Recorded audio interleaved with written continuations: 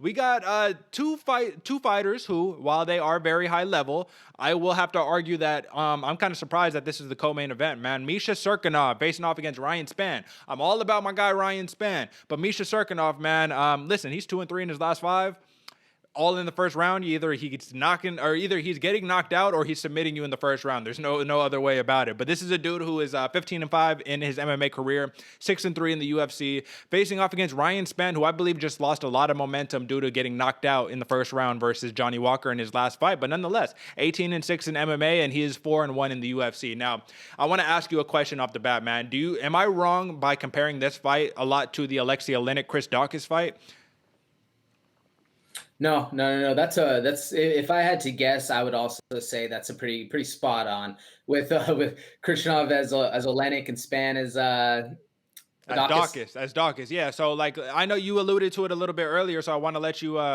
I want to let you handle that, man. I want to let you. Why am I blanking on the terms, man? I want to let you talk about how Misha Cirkunov is able to let his hands go because he does not care if he gets put on the ground or whatever the case may be. So give me a little bit of insight, man. What gave you that insight when you was kind of watching over the film study? I'm glad you caught on to that little bit of foreshadowing there. And exactly that is Misha Cirkunov. He's very comfortable in the chaos. And when I was watching his fight against Jimmy Crute, that's exactly what it was, man. He was just comfortable in the chaos. However it was going down, he didn't care what happened on the feet or while hands and legs were being thrown, because he knew at the end of the day, hey, if this goes to the ground, I can just sync this up, no problem. And it was a really crazy exchange, because Jimmy Crute was about to sneak out the back door. He literally was pulling a nice leg sweep going under, and he just caught in this crazy. I didn't even know it was a Peruvian necktie. It looked like a front head choke. I don't even know what it is. I'm not that experienced, but obviously Cirkunov is, because he was literally, they were rolling. And even the same thing in the Johnny Walker fight, man.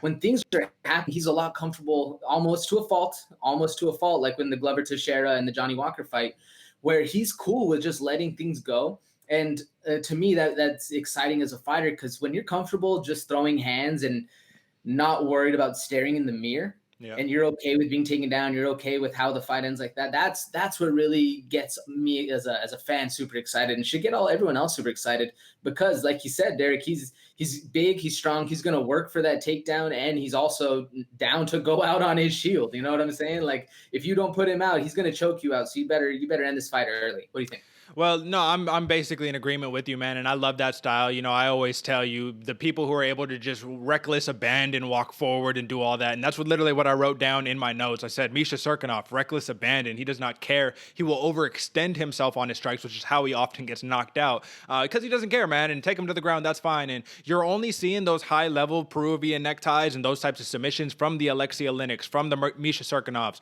from these types of cats. And it's funny because when I think, oh, he's like Alexei Oleinik, I'm like, oh, look at this old man. Dude's only 34 years old, man. This dude's a monster. He's in more or less the prime of his athletic career. And but he's got a tall task ahead of him, man. And Ryan Spann, who's 29 years old, man. And people like to think of him as this plodding, big puncher, gonna knock you out and all that good stuff, man. But if you actually knew what you were talking about and you watched film study, you would realize that this dude could submit you at any point in the fight, that he uses all that power and he uses his striking to set up the submissions and things of that nature, man. So being that he has 4 knockouts in his methodology, he has 11 submissions and 3 decisions, man. He's 4-1 in his last 5 with wins over Sam Alvey, Devin Clark, Rogerio Nogueira, Barbosa de Oliveira. I think that if this fight stays on the feet, man, it's just going to be too much for Cirkunov. But if it gets to the ground, I don't think that Ryan Spann is a fish out of water. I don't think he's going to be in crazy trouble, because this dude has a very, very legit submission defense. And he has also an 84% takedown defense. So getting him to the ground is going to be a lot tougher, you know what I mean, than it probably looks, or than people probably think. And what's really surprising to me, and let's conclude with this and then give me your pick after, I want to know what you think about this. Misha Cirkunov is a -130 favorite to actually win this fight. And I think that's a little absurd, man. I think Ryan Spann, there's a ridiculous amount of value there on him. However, he is a slow starter, and that spells a lot of trouble because Misha Cirkunov, he likes to get it out in the first round. So give me some thoughts and then give me your pick. I only think he's an underdog. Spann is an underdog because of how the Johnny Walker fight went. And I think, honestly, he could have easily won the Johnny Walker fight. You know what I'm saying? He just got a little on the unlucky side of the exchanges. Now, Johnny Walker did land some amazing elbows when he was standing over them, so you can't discount that.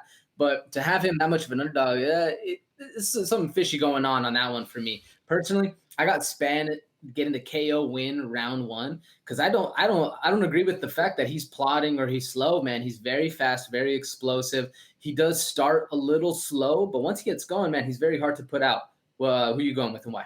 Well, listen, man, I have to agree with you. I'm going Ryan Spann as well, and I'm going with a knockout in the first round. And the reason why is because, like I said, man, it's that's the perception. I know what the truth is, man. And I agree with that Johnny Walker fight. I always say it, man. I was like, dude, you cannot fight a power puncher and just shoot for the takedown and stay there. You can't. Your head is exposed, elbows. If that was me, that's what I'm doing all day. I'm elbow, elbow, elbow, knock you out, get you out of the easiest. Johnny Walker's easiest win of his career right there, just being able to take care of that really quickly. But nonetheless, man, yeah, I'm going Ryan Spann, knockout round one. Like I said, I'm just a little confused why this is a light heavy, or why this is the co-main event, but it's probably because it's some big boys who's going to throw some heavy leather at each other. So